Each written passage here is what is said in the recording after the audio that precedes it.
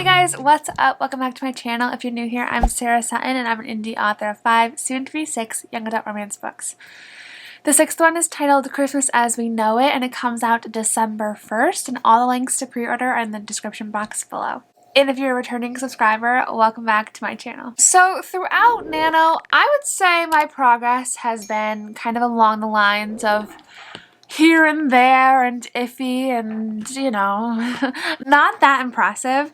This time of year, I just been having a lot that's been going on in terms of like my book release that we just talked about, client work and formatting and personal things. So like I feel like this Nano has just been not what I had been expecting of and hoping for, to be honest. If you had watched my previous Nano videos, which I will link down below, I've talked about hitting 10K and how I felt about that first 10K and how I've actually wanted to go back and rewrite some of the things anyway. That's been an interesting time. And honestly, today is the 22nd of Nano and I'm still pretty far behind. I'm only at 27K today and I don't even know what I need to be at today. 37K? Yeah, I need to be at 36,674. So just under 10K words to write today if I wanted to catch up, which is not possible because I have to go to bed early tonight. But I kind of wanted to come on to a little video and talk about my NaNoWriMo must-haves, the things I've been reaching for this NaNoWriMo that have really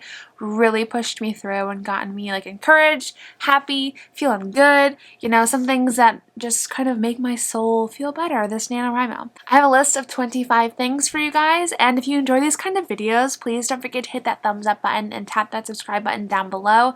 This NaNoWriMo, I've been trying to post videos 3 times a week, and I'm trying to do a lot of live streams as well. This is going to be a fast-paced must-have list to keep it short and sweet and fun, so let's dive in. Number one thing that has been obviously something that I need is my laptop. So I am a writer who writes on a laptop. I wish I was the kind of writer who could handwrite. I don't really have the patience for it. My mind kind of just goes a little bit too fast and my hand goes a little bit too slow. And so I don't love handwriting as much. So my laptop is definitely my go-to. I use Word. I don't use Scrivener or Google Docs yet. One day I might make the switch, but right now I am using Word. My second must-have is a notebook. I know I just said that I don't write by hand, but I do enjoy kind of switching when I'm stuck on the laptop. Sometimes taking a break from the laptop and switching over to the notebook is so nice, so helpful, and honestly it gets my brain jogging again, full of creativity and inspiration. It's weird. It has to be like a certain kind of scene though. Like if I'm really stuck in the laptop and then I switch over to my notebook, then I'm typically okay. Or I'll switch over to my notebook to write a quick little snippet from the future in the book, because I actually am a writer who writes in chronological order. I don't really jump around in the scenes. I write in chronological order and I write in chapter order. So if I want to choose jump ahead and write a little snippet, I'll do that in the notebook as well. Number 3, I have to have pens to write in the notebook, and preferably pretty pens. I'll be honest, my pretty pen collection is lacking. I haven't bought any pretty pens in a very long time. It's been quite a few years, honestly, and as you can see, my collection is kind of not as pretty anymore. I have mostly blacks, blues, reds.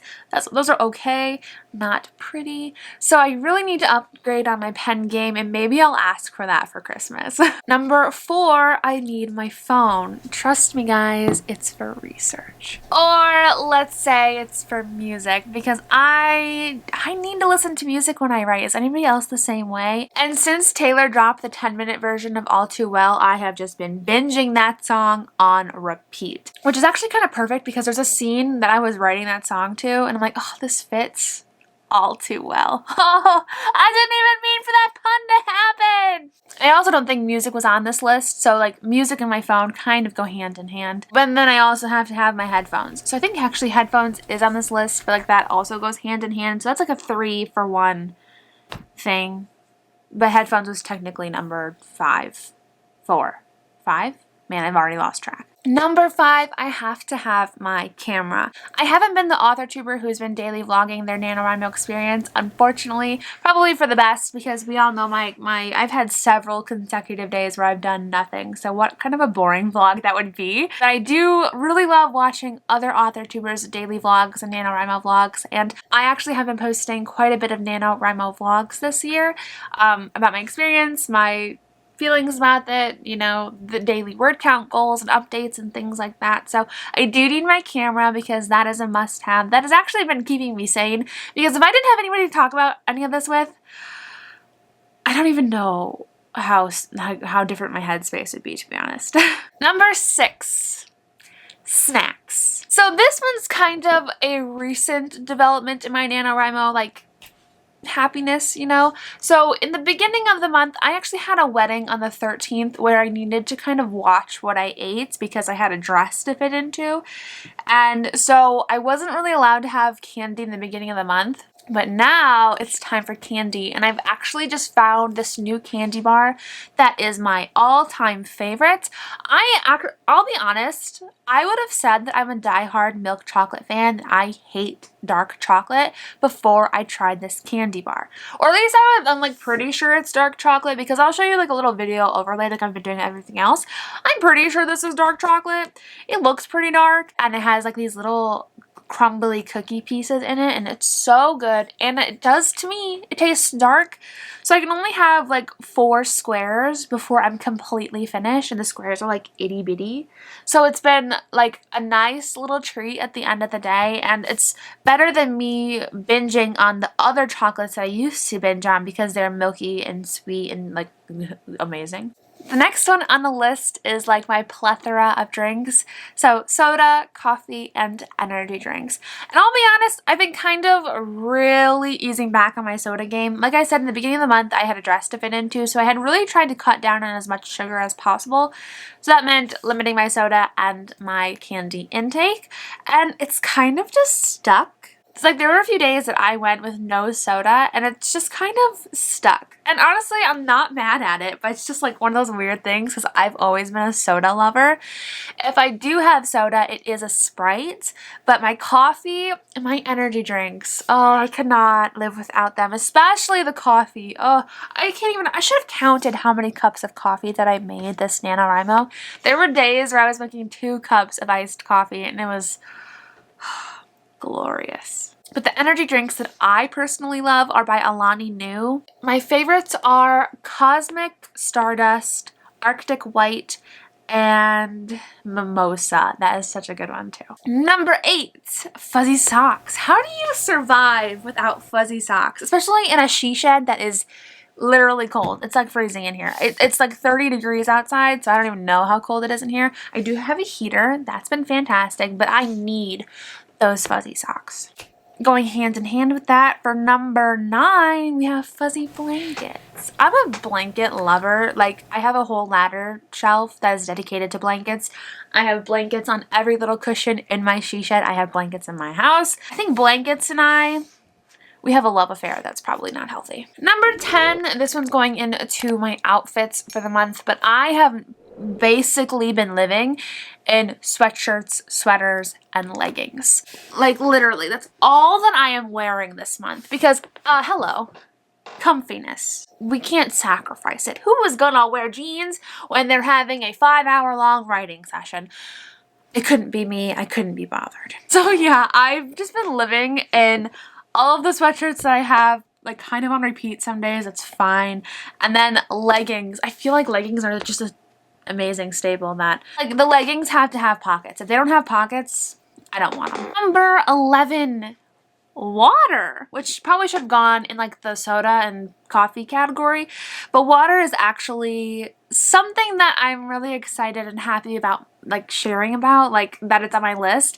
I'm really happy with myself for that. I have been this person my entire life who has hated water. I just never drank water. And I think the only reason I got by was because I was drinking so much like other things, like so much soda, juice. I just hated water. And I would only drink like the fancy schmancy expensive designer waters. Aren't they called designer waters? Expensive waters. So like I would never buy it often. And you know, that was a bad thing, obviously, for my health. And I'm really happy and proud of my 22-year-old self who finally is prioritizing water into her diet and loving her kidneys again. You know, it makes me happy. that that's on our priority list, and I'm happy that it's on my must-have lists for Nano. Number 12 is that I need a book. So I feel like this is something that I actually haven't been prioritizing, which I need to, which is reading more for pleasure. So I read a lot of manuscripts every month for client work, and so I feel like sometimes I view that as filling my reading quota of getting like consuming new words and things like that, which I do consume new words that way, and I do learn through reading and all that stuff, but I think there's something so different about reading for pleasure, and that's something that I incorporated this month. Something that I want to incorporate every single month is I want to set one book, which sounds stupid because I feel like I could read probably a ton of books, but knowing me and how much I procrastinate and how many things I have to do, maybe planning out more than one book a month is kind of not smart. But I want to do at least one book a month where I read a new book on my TBR. This month it wasn't really a new book, but it was an old book. It was titled Shiver by Maggie Stiefvater, and I read through the whole series and it was so good. Sometimes rereading your old favorite books is just like coming home after a long time away, and it just like makes your soul so happy. Number 13 are my thesauruses, and I mean my emotion thesaurus, my conflict thesaurus, my positive and negative traits thesaurus. That's a big word to say multiple times. Especially the emotion thesaurus, that has been such a game changer. Guys, this is a book that I will recommend to everybody till the day that I die. It has changed my showing not telling game. It has changed how I portray emotions and my deeper understanding of emotions. So if you have not checked out the emotion thesaurus, it is linked in the description box. Go check it out, you guys. It gets so good. Number 14. Alcohol. I'm 22, so I am legal to drink in the United States, so alcohol has been a fun little reward after a very long day. My favorite wine is the Peach and Blueberry Fruit Scotto by Barefoot. So good. I'll have a glass after a long writing day, and it is the perfect way to unwind. Number 15, index cards. And I don't know if I have any to show a video of this. I think I used all of mine, and all of mine are used, so I can't really show you.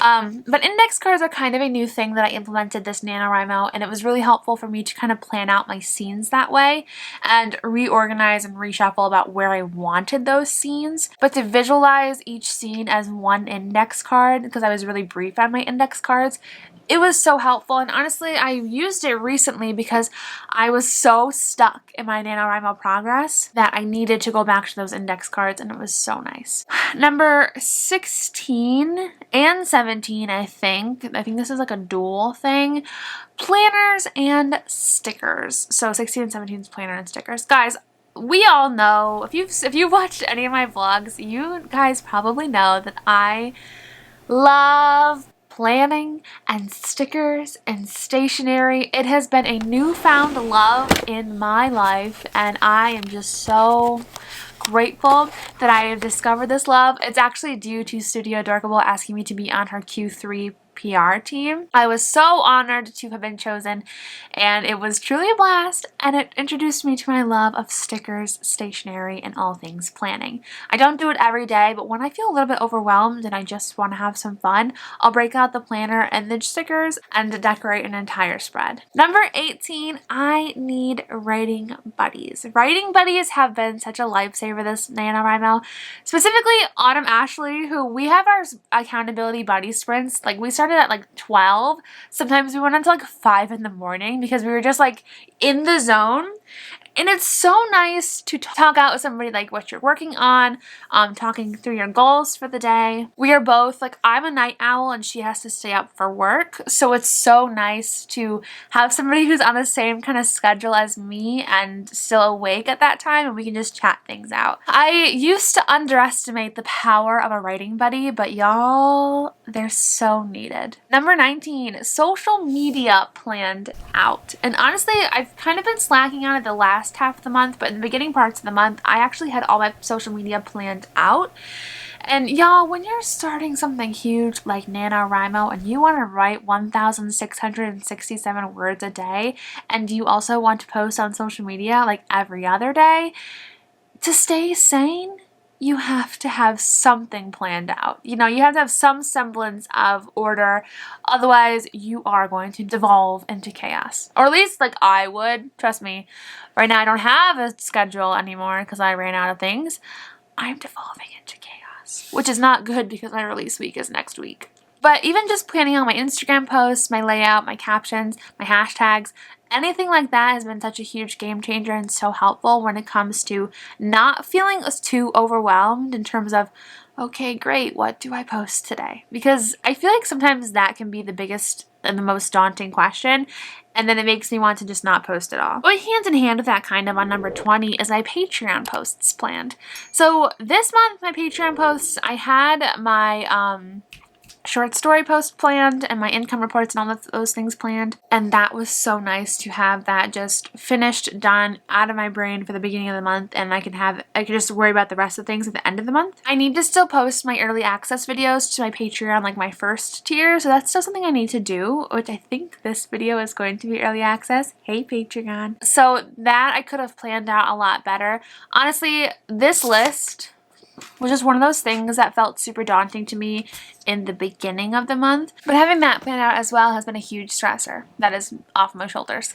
I don't understand 21. Do not disturb set. What is a do not disturb set? Oh, on my phone. Don't have do not disturb turned on. Why did I use the word set? Having do not disturb turned on when I'm about to start my writing sessions has been a huge help for me in terms of not being distracted by any notifications that come through.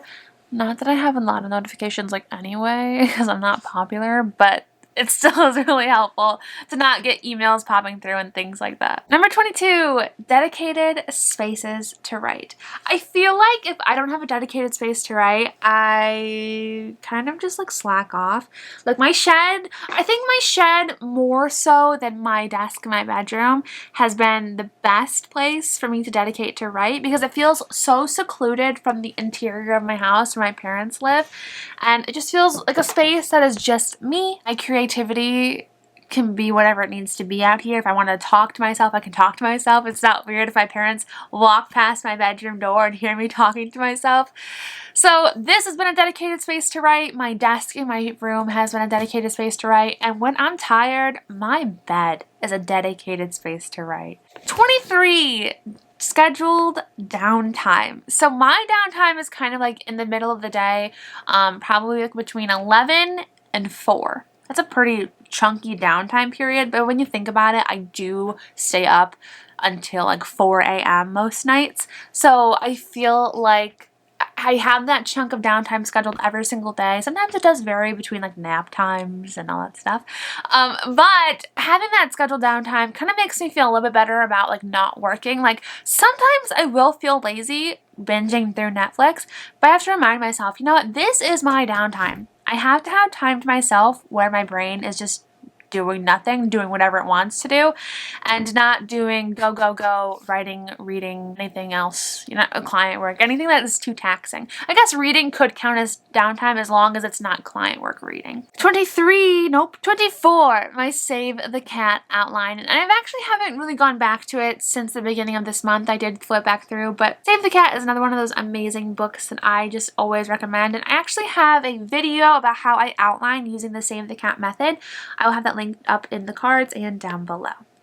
And so I said earlier that I had headphones on my list, but headphones is actually number 25. Did I put candles on here? No. So candles, how could I live without my candles? Guys, I can't. It's impossible. So candles is definitely a must-have. I burn them all the time. So this one is called Marshmallow Fireside, and this has been a scent that has stuck with me through the years. My cousin actually got it for me once for Christmas years ago, and I've just been getting it new every single time. And I also have my beautiful stick candles. This one's giant. It's large and in charge. That I love burning. I love watching the flames and all that stuff in that. It just makes me feel so cozy and kind of like really professional. So thank you guys so much for watching today's video. That is all of my must-haves. My 25, maybe 26. I honestly don't know how the number breakdown works. I had it on my note thingy, but then I just kind of started free free going and I was confused. I hope you guys enjoyed this video. If you did, don't forget to hit that thumbs up button and tap that subscribe button down below so you never miss an upload from me, and that bell notification because that's how you never miss an upload. But you know, stick around. I'm happy to have you. I hope you're doing well on Nano so far. If you want to comment down below how you're feeling about your work in progress on a scale of 1 to 10, I'd love to hear that number. For me right now, it's probably like a 6. So it's okay. My progress is not where I want to be, but progress in general is great progress because these are more words than I started off the month with. So that alone is absolutely amazing. Once again, thank you guys so much for watching. Christmas As We Know It is coming out on December 1st. The link to pre-order is down below. And I hope you have a great rest of your morning, afternoon, or night. Bye, guys.